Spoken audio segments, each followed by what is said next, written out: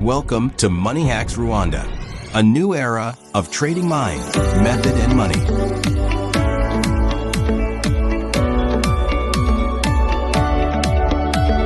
Welcome to The Psychology of Money, written by Morgan Housel in 2020. This isn't just about numbers or charts, it's about how we think and behave around money. You see, doing well with money isn't necessarily about what you know, it's more about how you behave. And behavior, well, that's tricky. In this video, we'll explore 20 timeless lessons told through stories about luck and risk, greed and happiness, and why understanding money is more like understanding people than understanding math. Ready? Let's begin. Chapter 1. No one's crazy. Let me tell you about two people. Maya grew up in a house where money was always tight. Her parents saved every penny, worried about every bill, and avoided taking risks. Ben? He grew up in a family that was comfortable. They spent money easily, big vacations, new cars. They never really worried about saving. Years later, Maya saves everything she earns. She's super cautious with money. Ben? He spends freely, always chasing the next big thing. Now, from the outside, you might think Maya is scared or Ben is careless. But here's the thing. Neither of them is crazy. They just had different experiences growing up. The way we think about money is shaped by what we've lived through, and everyone's story is different. Chapter 2. Luck and Risk. Imagine flipping a coin. Sarah calls heads 10 times in a row and wins every time. She gets rich. Now, was she smart? Maybe, but she was also lucky. Then there's Mike. He plays the same game but calls tails and loses every time. He goes broke. Success isn't always about skill, and failure isn't always about mistakes. Sometimes it's luck, and sometimes it's risk. Even Bill Gates, one of the richest men ever, was lucky to go to one of the only high schools in the world with a computer in 1968. But his friend Kent Evans, just as smart as Gates, died young in an accident. Luck and risk are like two sides of the same coin. Don't ignore either one. Chapter 3, Never Enough. John had everything, a great job, a nice house, more money than he needed. But it wasn't enough. He wanted what his friends had, bigger houses, faster cars, so he took bigger risks, and it worked for a while, until it didn't. One bad decision led to another, and soon he lost everything. John forgot one simple rule: know when to stop, know what enough looks like. Chasing more can lead you to lose what you already have.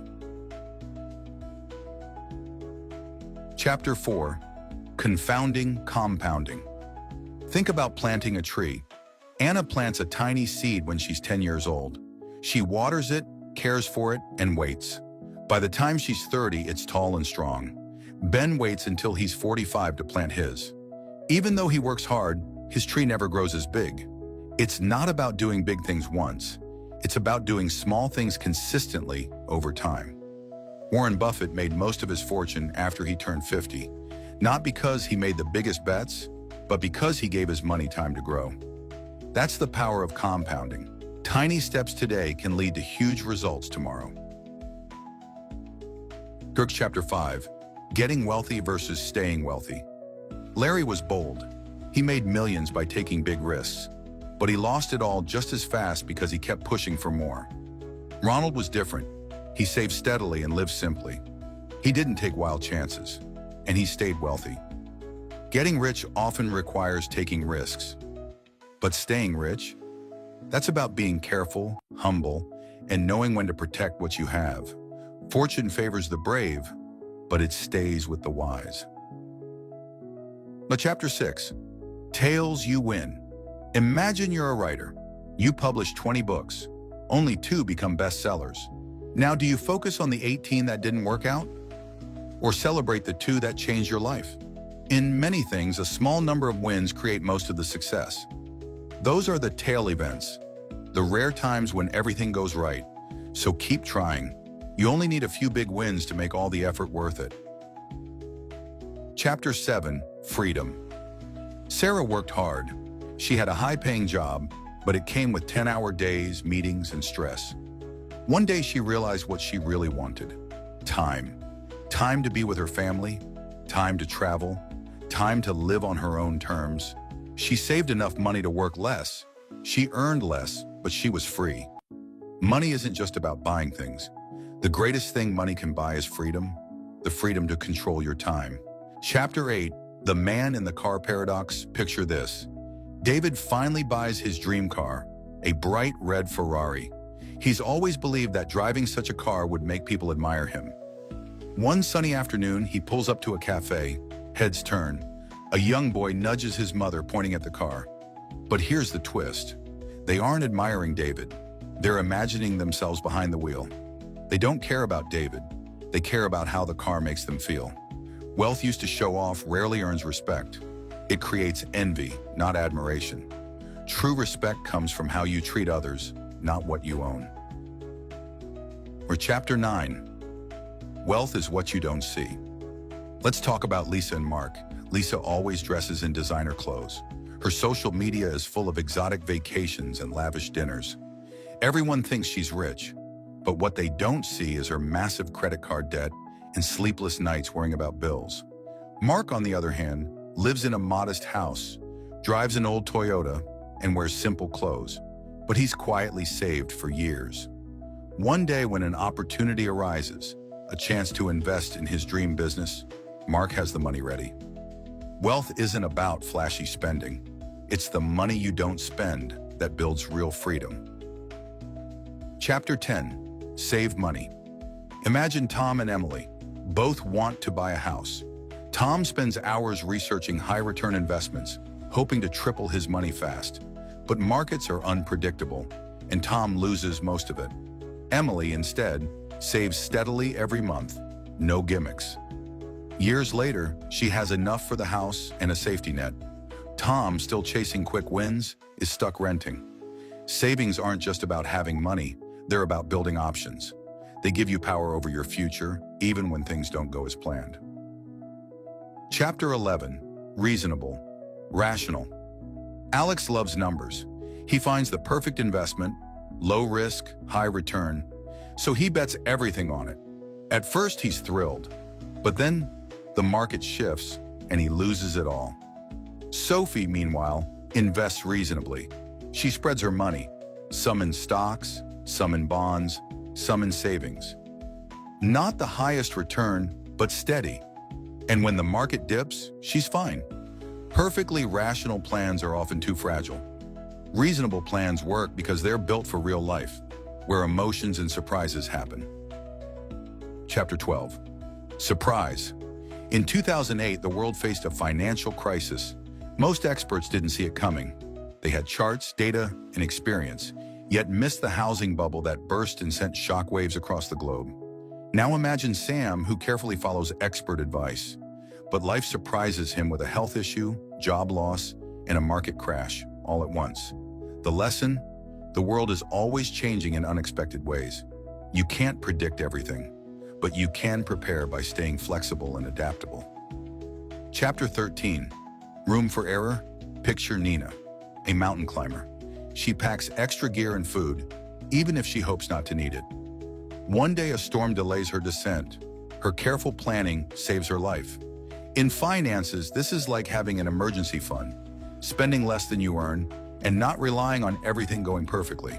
Having room for error gives you resilience. Life rarely goes exactly as planned, so make sure you have a cushion to fall back on. In Chapter 14, you'll think about Daniel. At 25, he dreams of being a tech entrepreneur. He works day and night, builds a company, and makes it big. But by 40, he's burned out. Now he longs for a quiet life in the countryside, writing books and teaching kids. Our goals and desires shift as we grow. What excites us today may not matter tomorrow. That's why flexible financial plans matter. Leave space for your future self to make different choices, because you will change. Chapter 15.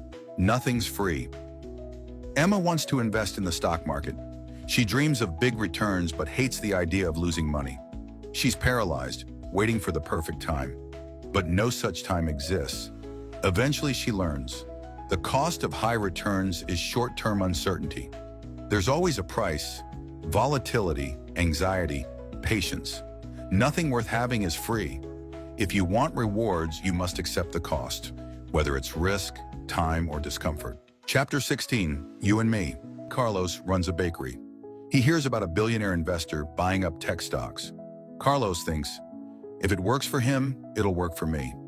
So he pours his savings into tech stocks without understanding the risks. When the market crashes, Carlos loses everything. Meanwhile, the billionaire, playing a different game, waits it out with billions in backup. We all have different timelines, needs, and risk levels. Know your game. Play by your rules, not someone else's. Chapter 17, The Seduction of Pessimism. News headlines scream, market crash coming, recession inevitable. It's scary. Negative predictions get attention because fear sells. But history tells a different story. Over decades, economies grow, people innovate, and progress continues. Yes, bad things happen, but they're often followed by recovery and growth. Pessimism sounds smart. Optimism looks naive. But long-term success comes to those who believe things will get better and act on it. The Chapter 18, When You'll Believe Anything. Oliver watches a YouTube guru who promises massive returns. Follow my strategy, the guru says, and you'll be rich. Excited, Oliver dumps his savings into the latest trend. Weeks later, he panics when another expert says the market's doomed. He sells in fear, at a loss. In times of uncertainty, we want certainty. But be careful. When you're desperate for answers, you'll believe anything. Slow down. Think for yourself. Not every expert knows your story. Chapter 19, All Together Now. Meet Priya. She listens to advice from her parents, reads books, and follows financial podcasts, but she's still unsure. One day she realizes, advice only works when it fits her life. She combines lessons, saving, investing, spending wisely, and makes decisions that feel right for her family and future. It's not about one big idea. It's about pulling everything together in a way that makes sense to you. Be strong, listen carefully, build your own path. To Chapter 20, Confessions. Jason worked hard, made money, and bought a massive house in the best part of town. But the mortgage and maintenance drained him. He couldn't afford vacations, fun with friends, or time off work. He looked rich, but felt trapped. One day he sold the house, downsized, and rebuilt his finances. Now he's free. There's a difference between looking rich and being wealthy. One is about status, the other is about security and freedom. Choose wisely. Ending, a new perspective on money, and so ends our journey through the psychology of money. We've learned that success with money isn't about intelligence or spreadsheets. It's about behavior, patience, humility, and knowing when enough is enough. Build a life where money gives you freedom, not stress. Make choices that honor your values. Thanks for listening. Remember, it's not about beating others at the money game. It's about mastering your own. If you found this video valuable, don't forget to like and subscribe.